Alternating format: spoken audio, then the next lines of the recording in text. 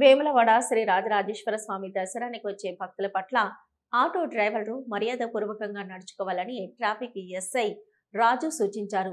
మంగళవారం రోజున వేములవాడ తిప్పాపురం బస్టాండ్లో ఆటో డ్రైవర్స్ మరియు ఓనర్లతో ట్రాఫిక్ ఎస్ఐ రాజు అవగాహన సదస్సు నిర్వహించారు. ఈ సందర్భంగా ట్రాఫిక్ నియమ నిబంధనలపై డ్రైవర్స్ కు అవగాహన కల్పించారు. అనంతరం ఆయన మాట్లాడుతూ ఆది సోమవారాల్లో భక్తుల రద్దీ అధికంగా ఉంటుందని, ప్రధాన ఆలయ గోపురం వరకు ఆటోలు రావద్దని సూచించారు. అలాగే డ్రైవర్లు ప్రతి ఒక్కరూ యూనిఫామ్ తప్పనిసరిగా ధరించాలని అన్నారు.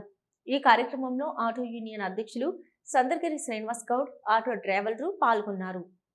సాయంత్రం మధ్యాహ్నం 2 సార్లు వేస్తారు. ఈ గంగడాల మొత్తం ఒప్పుకోరు.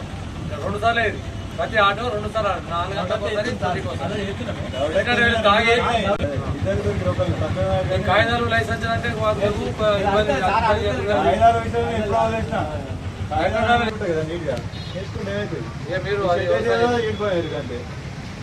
చూడమంటే పెడతాయి. దాంట్లో డ్రెస్ ఉంటుంది, ఇక్కడ లైన్ పెట్టేస్తారు.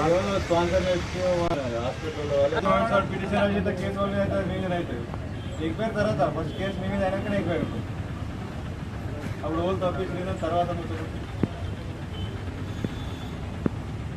ట్రాఫిక్ ఎస్ఐ గారు వచ్చాక ఇబ్బంది లేదు, మనకు ఒత్తిడి లేదు.